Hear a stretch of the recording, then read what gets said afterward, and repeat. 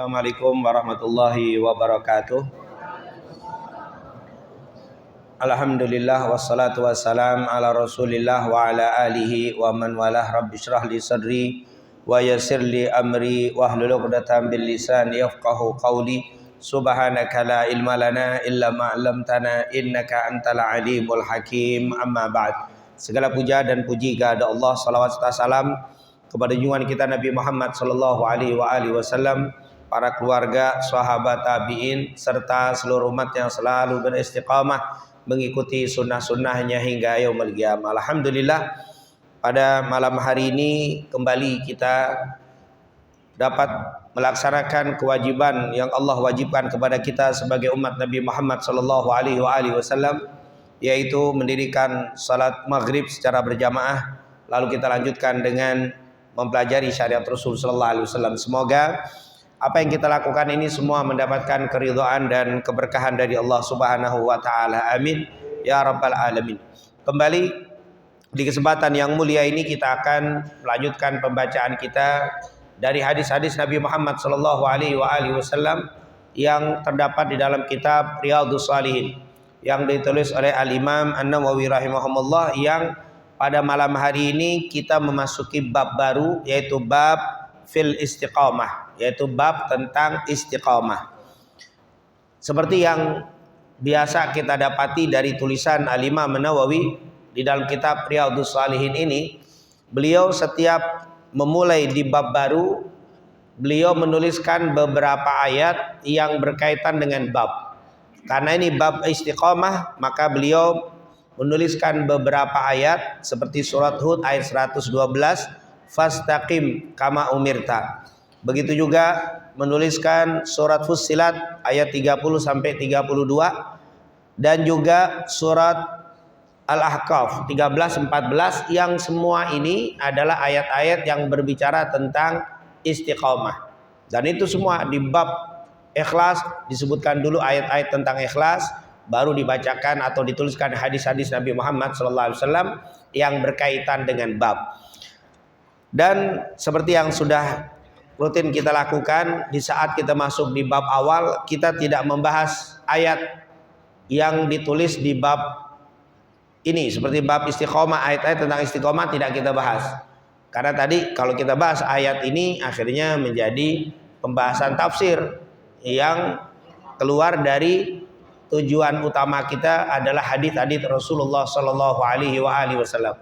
Oleh karena itu kita tidak menjelaskan ayat-ayat yang berkaitan dengan istiqomah di bab al-istiqomah dari kitab Riyadhus Shalihin. Langsung kita masuk ke hadis, yaitu hadis yang pertama dikatakan di situ, qala al-muallif rahimahumullah wa nafa'ana fid dharain amin, wa an Abi Amrin, dari Abu Amr, kila ada yang mengatakan Abu Murrah.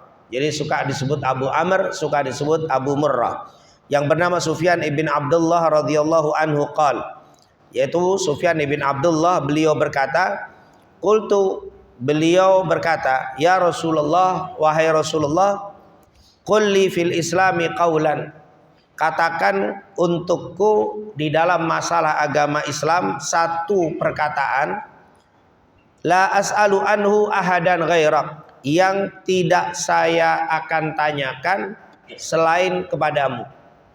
Jadi Sufyan ibn Abdullah bilang kepada Rasul, ya Rasul, berikan saya satu nasihat, satu kalimat yang berkaitan dengan masalah agama yang aku tidak akan tanyakan kepada selain kamu ya Rasul sallallahu alaihi wasallam. Faqala, maka Nabi menjawab, qul amantu billah, katakan aku beriman kepada Allah. Tsumastaqim, kemudian istiqomahlah kamu. Rawahu al-Imam Muslim. Jadi hadis ini perkataan Nabi hanya kalimat qul amantu billah tsumastaqim, katakan aku beriman kepada Allah, lalu istiqomahlah kamu. Hadis yang sangat singkat ini tentunya banyak pelajaran yang bisa kita petik dari hadis yang diriwayatkan oleh Sufyan ibn Abdullah. Yang pertama, menunjukkan seperti hadis-hadis sebelumnya, para sahabat itu suka sekali menggunakan waktu sebaik-baiknya kalau ketemu Nabi untuk mengambil ilmu dari Rasulullah SAW. Jadi tidak digunakan untuk ngobrol yang lain, tapi langsung memanfaatkan waktu mereka ketika dekat dengan Rasul bertanya atau minta nasihat seperti ini. Qul li fil islami qaulan la as'alu anhu ahadan ghairak. Beritahukan kepadaku ya Rasul, berikan aku nasihat ya Rasul. Nah, ini merupakan satu pelajaran untuk kita. Kalau kita sedang duduk dengan orang-orang alim, duduk dengan para ustadz, dengan para kiai, orang-orang yang menguasai agama, gunakan waktu untuk banyak bertanya. Jadi jangan duduk doang, cuman putu doang. Ini kadang-kadang kalau udah putu apa? Puas. Itu yang paling penting daripada nasihat kadang-kadang. Dapat nasihat banyak, gak dapat putu. Waduh sayang. Tadi misah sama kiai fulan nggak ngambil foto. Jadi sesuatu yang apa? Justru kalau kita cuma dapat foto tapi nggak dapat nasihat, nggak dapat apa? Agama nasihat atau nggak sempat menanyakan ilmu, ini sangat disayangkan. Nah, ini langsung nih sahabat Sufyan bin Abdullah langsung, ya Rasulullah, berikan kepada aku satu nasihat tentang fil Islam, tentang keagamaan yang aku tidak tanyakan kecuali kepadamu ya Rasul. Nah, ini satu pelajaran, kita gunakanlah waktu-waktu kita kalau ketemu dengan ulama untuk menggunakan apa? Kalau bahasa kita kesempatan, baik bertanya atau minta nasihat, itu adalah yang diajarkan para sahabat Nabi Muhammad SAW. Bahkan kalau kita baca cerita Imam Malik bin Anas ibn Malik bin Abu Amir Al-Asbahi, yaitu pendiri mazhab Malikiyah, Imam Malik, itu beliau itu sampai-sampai ya kalau bahasa kita mungkin nyogok siapa? Pembantu. Imam Malik punya pembantu. Dia bilang, wahai pembantu, khadim, kapan Imam Malik waktunya kosong, kasih tahu saya kasih duit. Kalau Imam Malik lagi kosong, nganggur, lagi santai, kasih tahu saya kasih duit.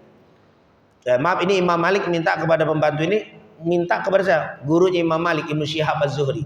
Kata Imam Malik, wahai pembantu, kalau engkau lihat guru tuanmu, yaitu guru saya, siapa? Ibnu Syihab Az-Zuhri, waktu kosong santai kasih tahu saya, kamu saya kasih duit. Tuh Imam Malik begitu dari kecilnya sampai berani keluarin apa? Modal untuk belajar. Dan akhirnya benar, kasih duit atau dia ngasih tahu kasih uang. Tuh Imam Ibnu Syihab lagi kosong di rumah itu, nggak ada orang, lagi istirahat santai. Kalau engkau bertamu aman, kasih duit, nyamperin, ketemu, ditanya di situ. Setiap ketemu dia nanya. Ini Ibnu Syihab, Imam Malik setiap duduk sama Imam Ibnu Syihab Az-Zuhri pasti nanya hadis nih. Sampaikan wahai Imam Ibnu Syihab Az-Zuhri, hadis yang kau dengar dari sahabat dari Rasul. Catat setiap ketemu. Dan untuk ketemu itu cari informasi sampai apa? Sampai bayar. Nah, kita alhamdulillah nggak sampai ngeluarin duit begitu.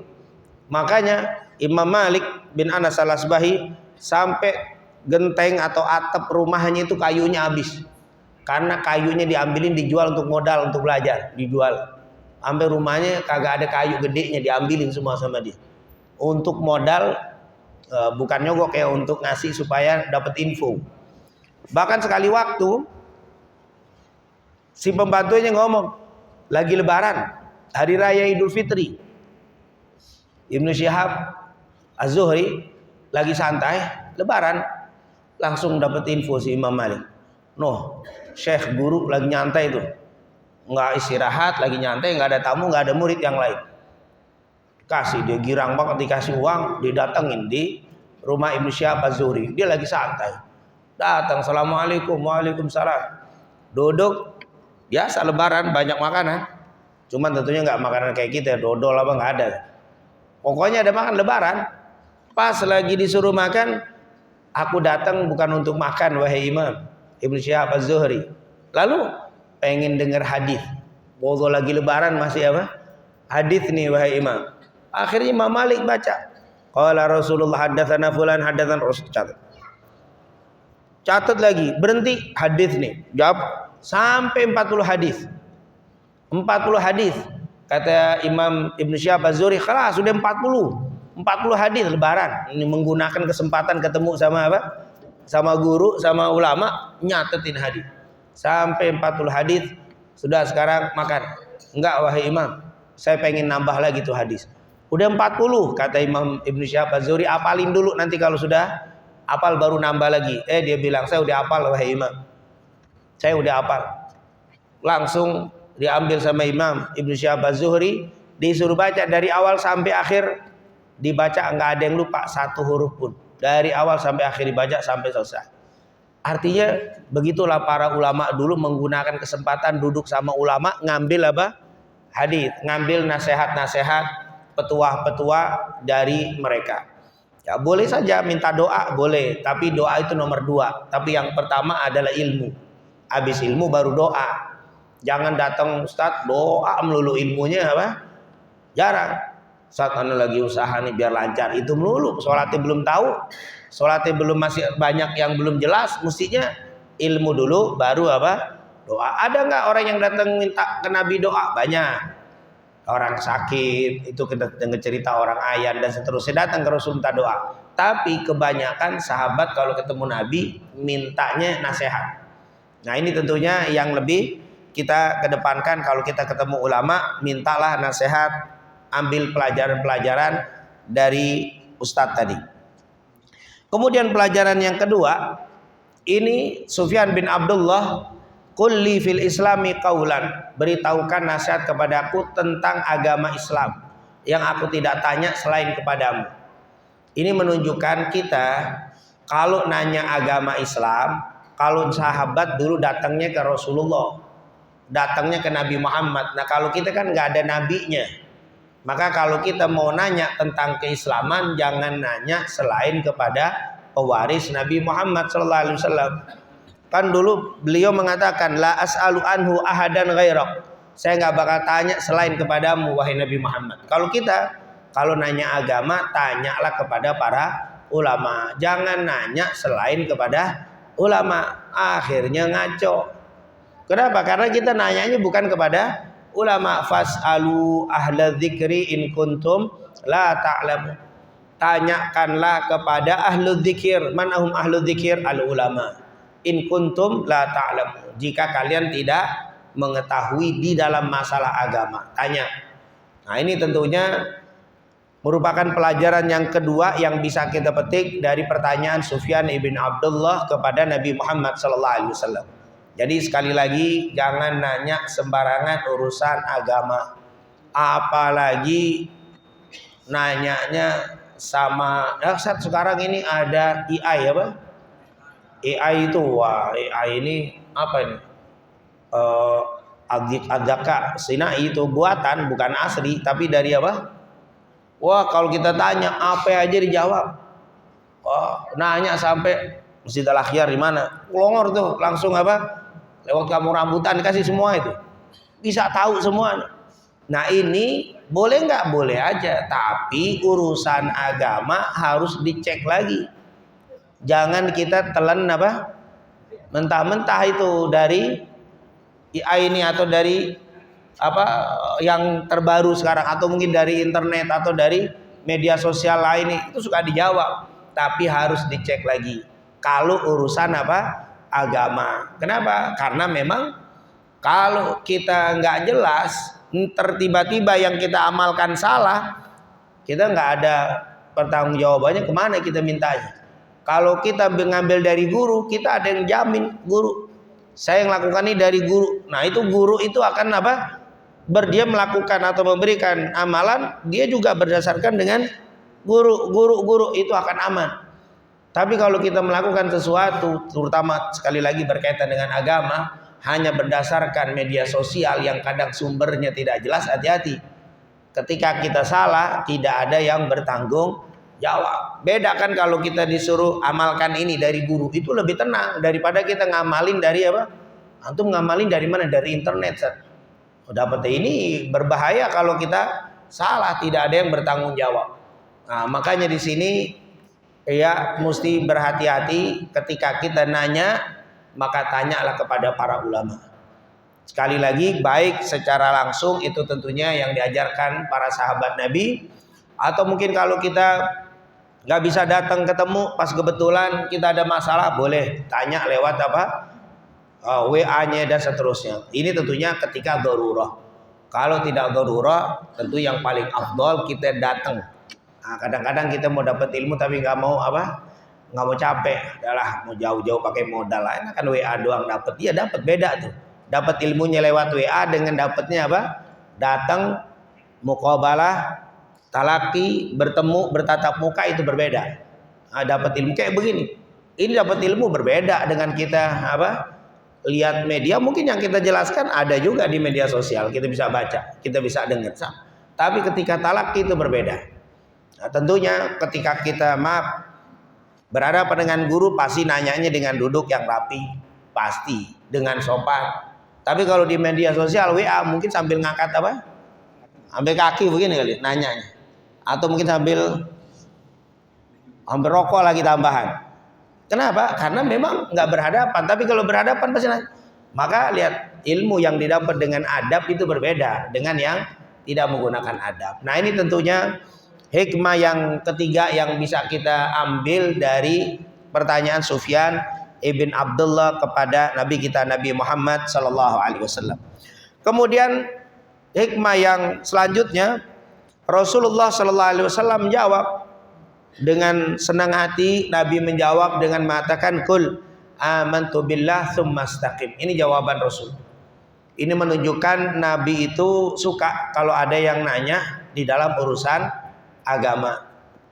Rasul SAW itu suka menjawab. Makanya seorang ustadz, kiai, ulama, ketika ada muridnya yang bertanya, dengan pertanyaan yang rapi ya, karena ada juga yang nanya tapi pengen ngetes, itu beda itu. Atau nanya tapi ngeledek, itu juga ada. Nah, pertanyaan atau nanya pengen ngadu domba, Ustadz, hukumnya ini bagaimana? Terus kasih hukum, setelah dijawab, tapi Ustadz, kata Ustadz Fulan. Nah, ini itu sudah nggak benar itu. Niat untuk apa? Ngamprokin. Dia udah dapat dari Ustadz, ditanya lagi. Udah berbeda, disampaikan. Kalau sama, diem. Oh iya benar sama Ustadz itu. Tapi kalau beda, Ustadz, kata Ustadz Fulan. Nah, ini udah. Jadi apa?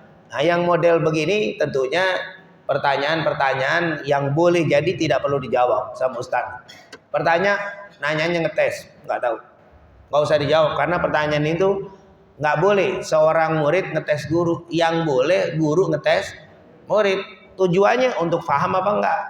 Sudah paham belum? Coba ditanya, oh paham ya, baik, kita pelajaran berikutnya, boleh. Tapi kalau murid ngetes guru, wah ini musibah.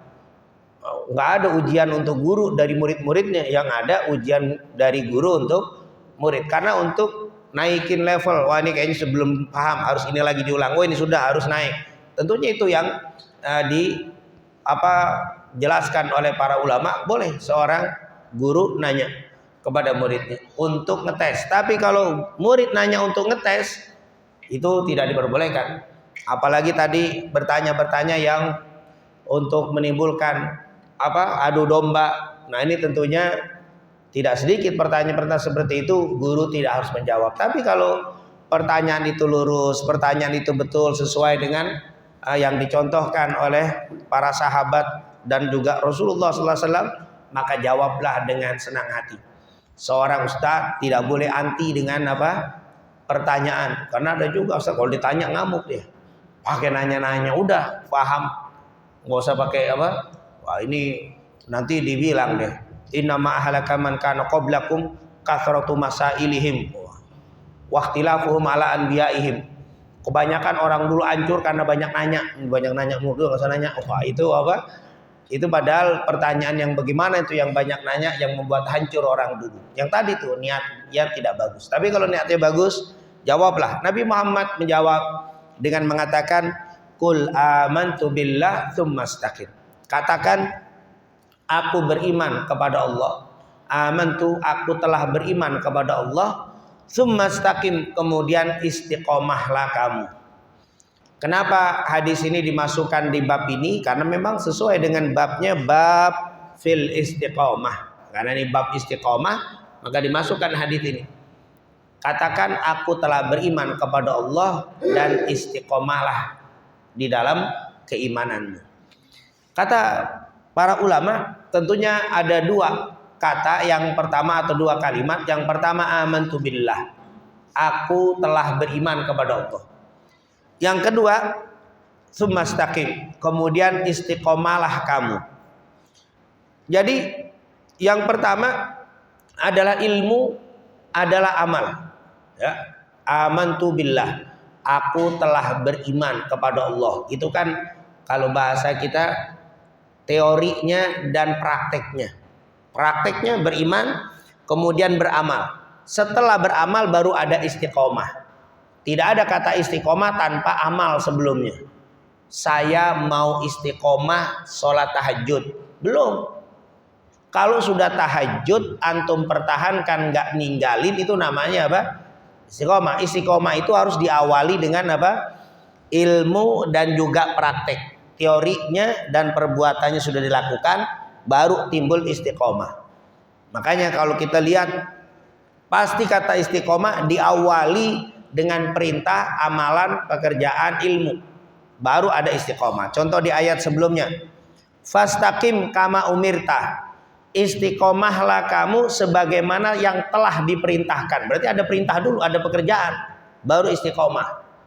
Fastaqim kama umirta, itu kan seperti yang telah diperintahkan.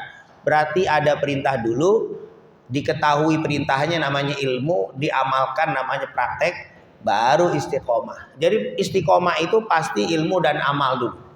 Atau ayat selanjutnya, innalladzina qalu rabbunallah, sungguh mereka yang mengatakan Tuhan kami Allah, tsumastaqamu. Tuh, sudah ngomong dulu, Tuhanku Allah, meyakini dan beribadah, kemudian istiqomah. Jadi nggak ada istiqomah di awal.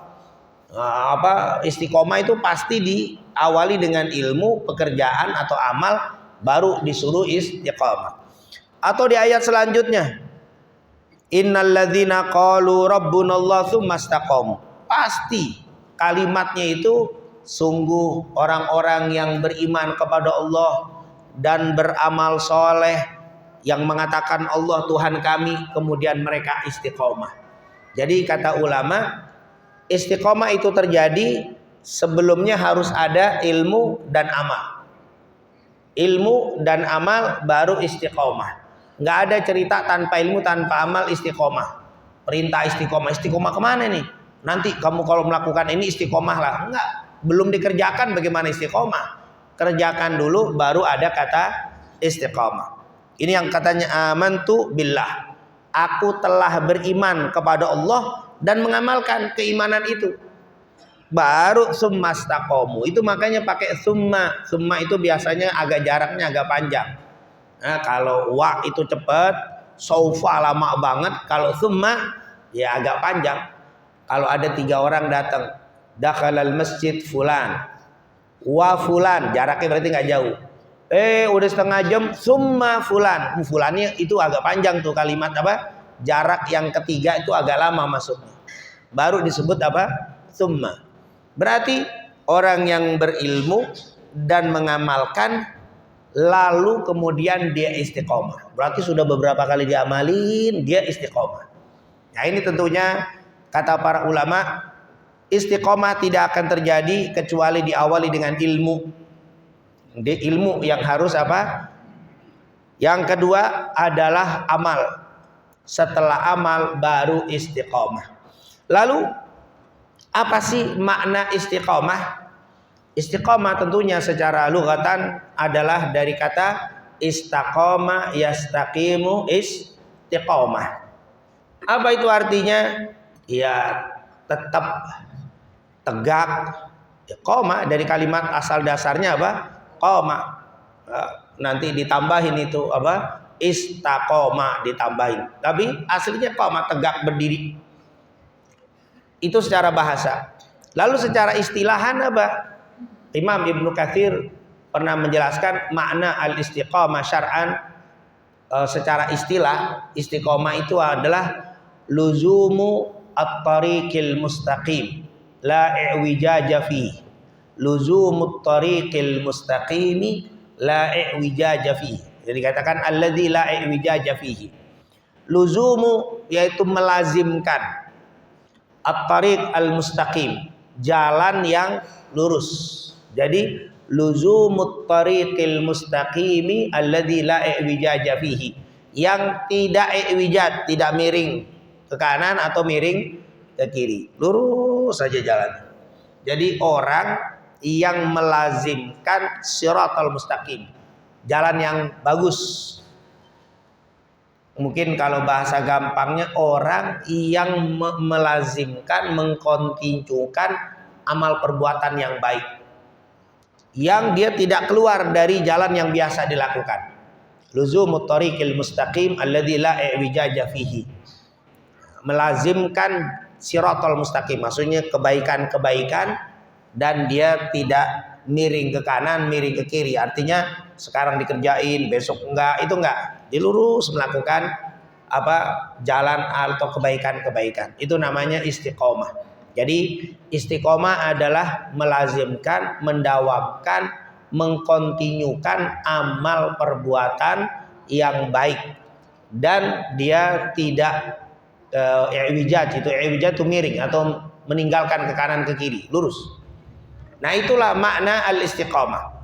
Jadi kalau secara bahasa yaitu tegak, konsisten, itu adalah istiqomah. Tapi dalam istilah agama, konsisten di dalam amal kebaikan, itu namanya istiqomah. Jadi kalau ada orang mabuk dari tahun 2000 sampai 2005 mabuk melulu, disebut secara bahasa istiqomah juga. Yaitu secara bahasa konsisten mabuk terus sampai badannya habis, udah 25 tahun nggak ada taubat, ini orang konsisten. Nah, istiqomah secara bahasa. Tapi secara istilah nggak boleh, karena istilah itu disebut luzumut tariq al-mustaqim, orang yang konsisten di dalam melakukan amal soleh. Berarti dia tidak disebut, waduh masya Allah teman kita istiqomah mabuk dulu udah 25 tahun, enggak. Itu jangan disebut istiqomah, karena memang secara bahasa benar, tapi secara istilah itu tidak benar, karena istilahnya adalah amal kebaikan yang diistiqomahkan, yang didawamkan, yang dikontinukan, konsisten dalam melakukan amal soleh, itu namanya apa? Istiqomah. Jadi ini makna daripada istiqomah. Dan istiqomah itu seperti tadi tidak akan terjadi kecuali dua. Ilmu, artinya ada ilmu, dia melakukan itu. Karena ada juga orang yang melakukan amal tapi nggak ada ilmu, cuma ikut-ikutan. Nah, ini sebenarnya bukan istiqomah, karena dia nggak ada ilmunya.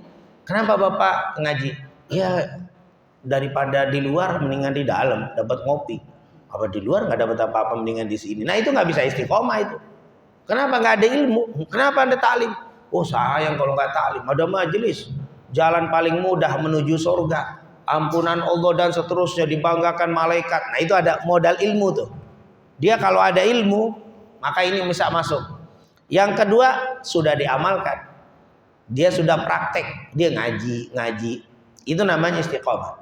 Baru kata istiqomah masuk. Syaratnya ilmu dan syaratnya sudah diamalkan. Itu masuk ke dalam istiqomah. Dan yang terakhir, apa sih amalan-amalan yang mendorong, membantu kita untuk bisa istiqomah? Karena istiqomah itu nggak gampang. Istiqomah itu luar biasa. Kata Imam Ad-Daqiq Al-Id mengatakan, ketika engkau bisa beribadah, jangan engkau mengharapkan mendapatkan karomah.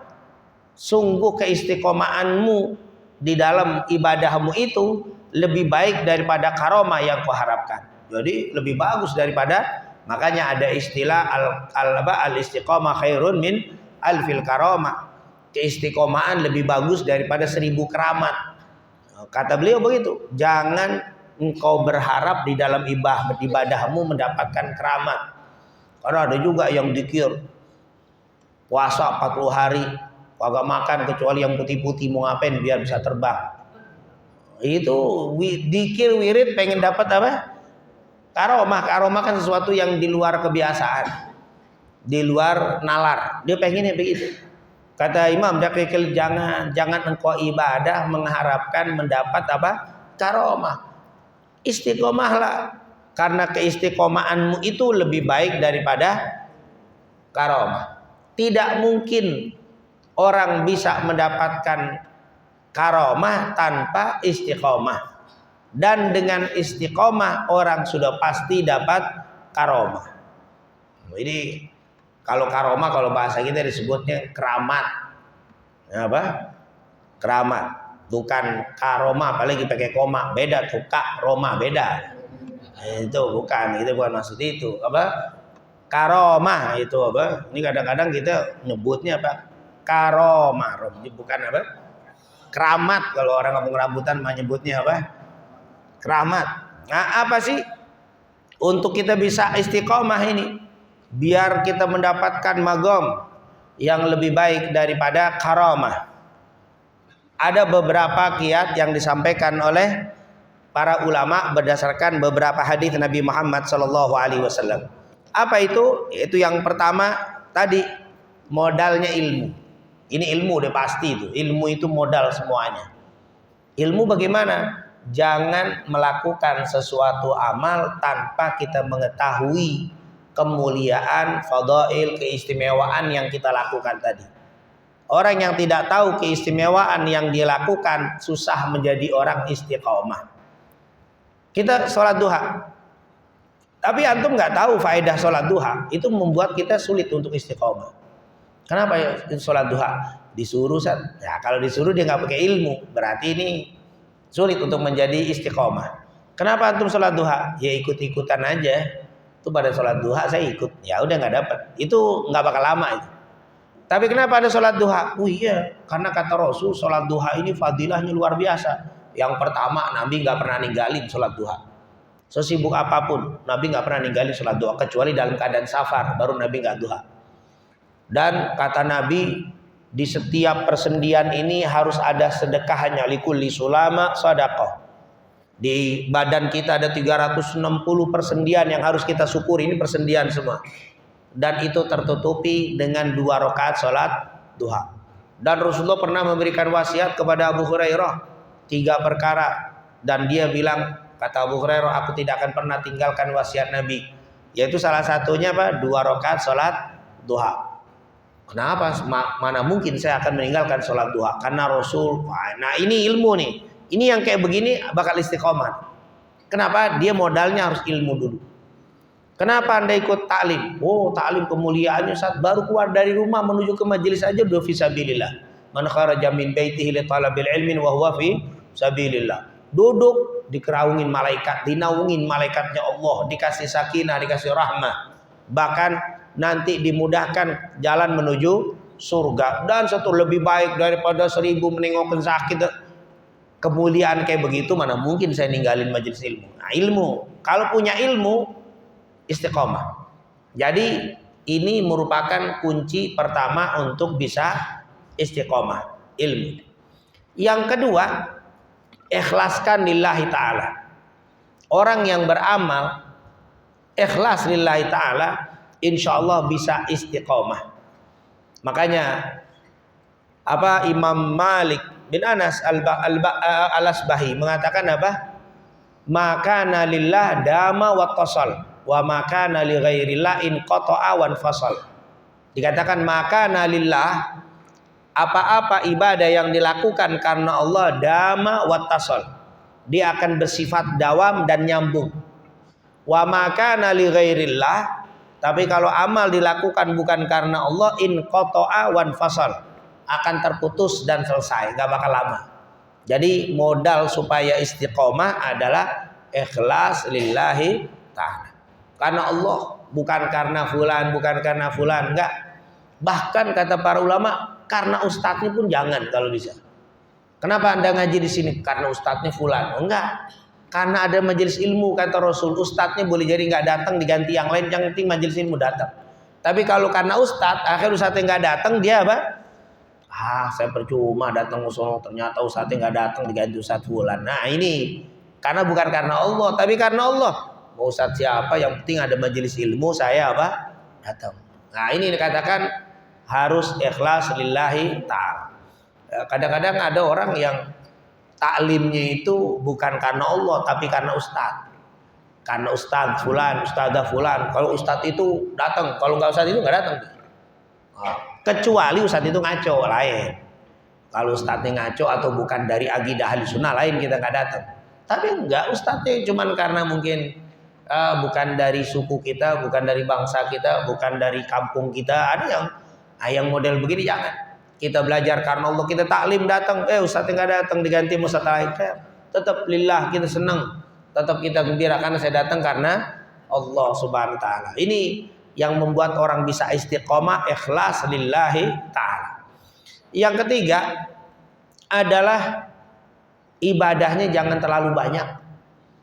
Dikatakan dalam hadis Aisyah radhiyallahu anha, khairul a'mali adwamuha wa in qalla. Di hadis lain, inna ahabbal a'mali ilallah adwamuha wa in qalla.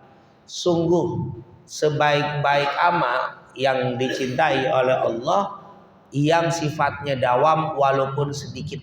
Nah, ada kalimat walaupun sedikit, kata para ulama, berarti yang sedikit-sedikit itu orang bikin bisa dawam.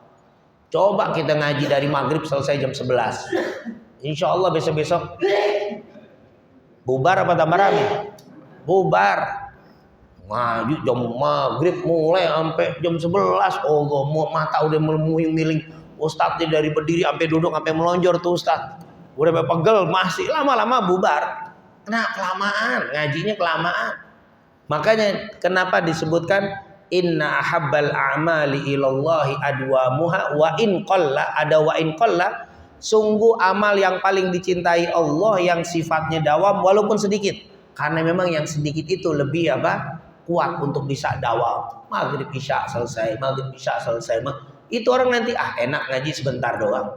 Itu akan ringan. Makanya antum dengar keistimewaan sholat tahajud, nanti malam bangun 20 rakaat. Jangan 20 rakaat antum baru, 2 aja, 2 witir atau dah. Terus isi koma, kayaknya udah mulai enak nih, naik 4 2 1 5 dah. Terus udah mantap lagi nambah. Jangan baru ngaji kemarin langsung 20. Besok lemes kita, enggak kuat. Capek. Iya, antum sekali banyak, enggak usah banyak-banyak ibadah itu. Makanya kan di dalam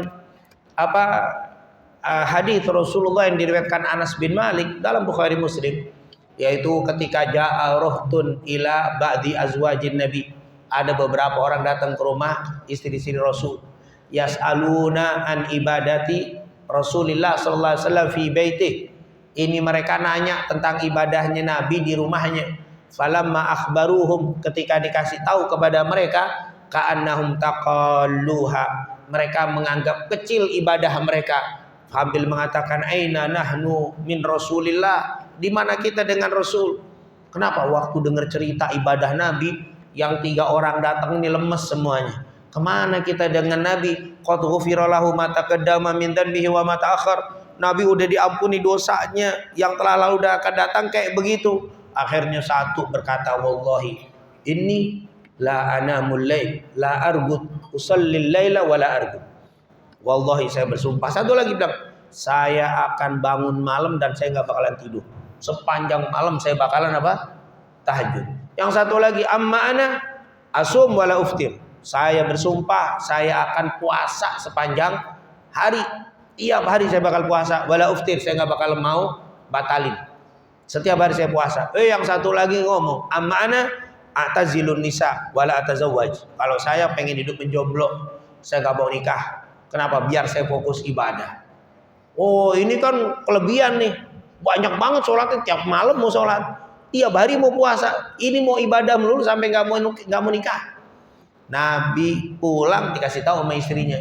Tadi ada orang yang nanya begini, kami kasih tahu, ada bersumpah tuh 3 orang nggak mau puasa, nggak mau tidur kecuali tahajud, nggak mau batal, tiap hari mau puasa. Yang satu lagi nggak mau nikah, pengen ibadah terus menjomblo selamanya. Nabi langsung balik, mau masuk nggak jadi ke rumahnya, keluar lagi ke masjid, kumpulin sahabat. Nabi naik ke atas mimbarnya, setelah baca hamdalah kemudian salawat. Setelah itu Rasul mengatakan, wallahi inni la akhsyakum lillahi wa atqakum lah. Sungguh aku ini orang paling takut kepada Allah dan paling bertakwa dibanding kalian.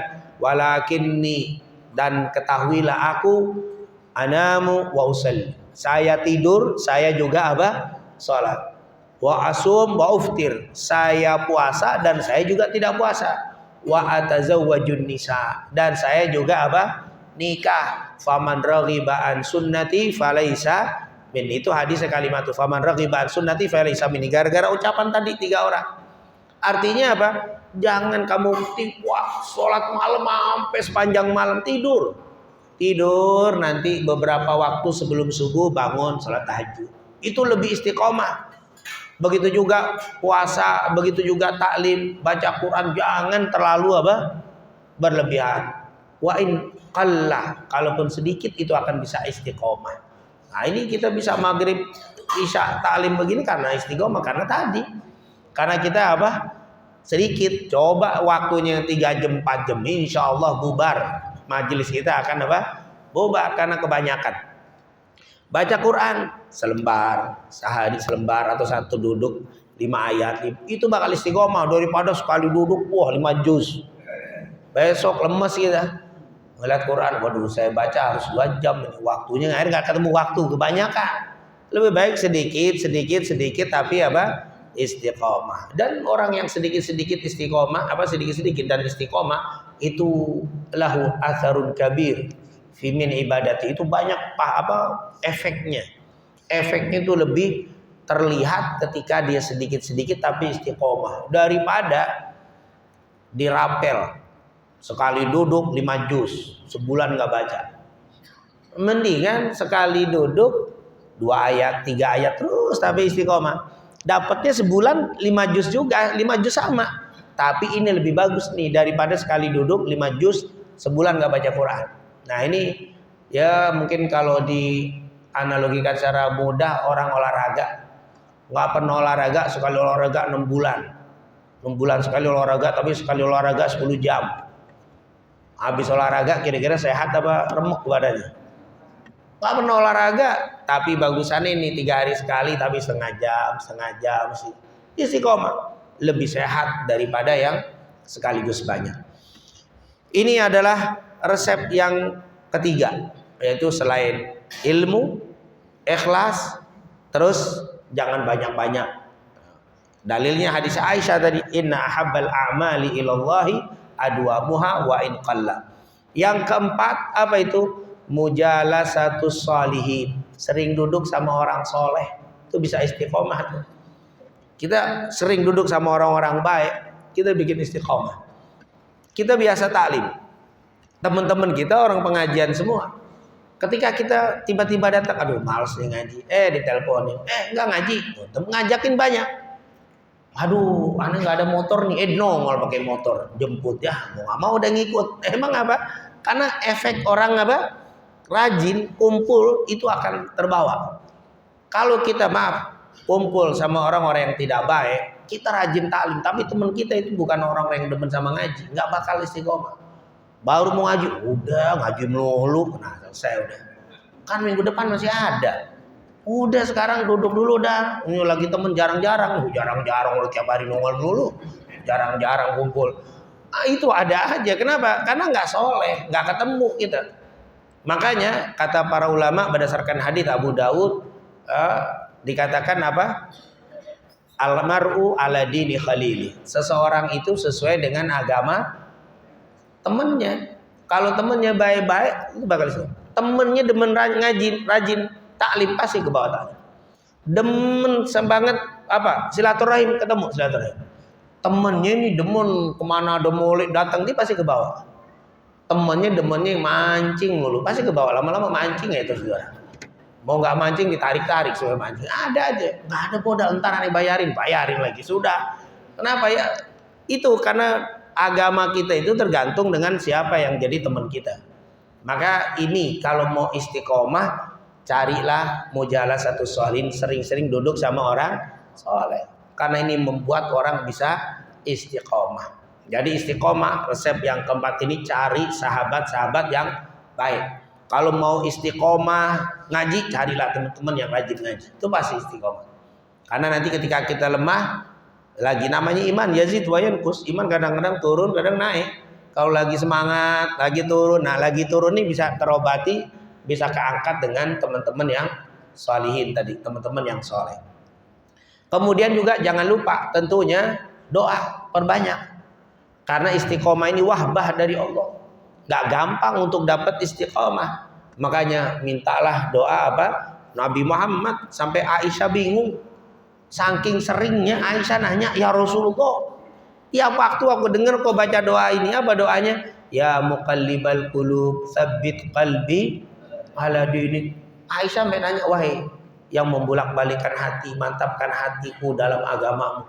Itu kan istiqomah, mantap istiqomah di dalam apa? Agama. Sampai Aisyah nanya, ya Rasulullah, kamu seorang nabi, kamu seorang rasul, apa perlu tuh doa yang kayak begitu? Masa sih nabi nggak bisa istiqomah?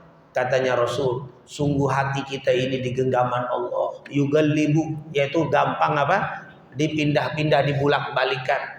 Jadi salah satu resep untuk istiqomah, banyakin doa. Nabi Muhammad aja sekelas nabi tetap sering baca apa? Ya Allah yang membulak-balikan hati, mantapkan hatiku ya Allah di dalam apa? Agama. Maksudnya apa? Istiqomah. Ya muqallibal qulub tsabbit qalbi ala dinik. Kalau orang sekarang suka nambahin wa ala taatik, itu tambahan, sebenarnya ala dinik, atas agamamu. Maksud istiqomah, berjalan di jalan agama Nabi Muhammad SAW, agama Islam. Ini doa. Ini adalah resep yang luar biasa untuk kita bisa istiqomah. Dan yang terakhir kata Al-Imam Ibnu Katsir, yang membuat orang bisa istiqomah adalah muhasabatun nafsi. Apa itu muhasabatun nafs? Yaitu suka ngoreksi diri, jangan suka ngoreksi orang. Nggak usah terlalu banyak ngurusin orang yang bukan urusan kita. Makanya di dalam hadis Sayyidina Hasan, diriwayat Abu Dawud dan Tirmidzi dengan sanad yang hasan, min husni islamil mar'i tarkuhu ma la ya'ni. Di antara tanda keislaman orang yang baik, di antara tanda bagusnya iman Islam seseorang, tarkuhu ma la ya'ni, dia tinggalin yang bukan urusan dia. Tuh jangan kita banyak ngikut urusan. Kalau kata orang sekarang fudul apa betul? Kepo, pengen tahu aja urusan orang, pakai udah deh, urusan kan nggak ada urusan sama kamu, biarin aja. Antum kalau banyak ngurusin orang yang bukan urusan kita, kata Imam Ibnu Katsir, akhirnya lupa ngurusin diri. Kalau mau ngurusin dirimu sendiri, muhasabatun nafs.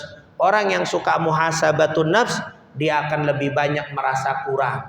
Tapi kalau banyak ngurusin orang, dia pasti merasa lebih dan lupa dengan kekurangannya. Siapa yang suka ngelihat kekurangan orang akan lupa kekurangan dirinya. Al-Imam Ibnu Rajab mengatakan, seandainya kamu dikasih 70 nyawa, lalu satu nyawa, 70 nyawa gitu, sementara kita punya satu nyawa. Seandainya kamu dikasih 70 nyawa, lalu nyawamu keluar satu persatu untuk ngoreksi kekurangan dirimu, tidak akan terkoreksi secara sempurna. Kata beliau, lalu bagaimana? Kamu cuma punya satu nyawa, tapi kamu gunakan ngoreksi fulan. 70 nyawa ngoreksi diri belum sempurna. Bagaimana satu nyawa untuk orang lain? Habislah kita. Hasibu anfusakum qabla an tuhasabu. Periksalah dirimu dan jangan banyak meriksa orang.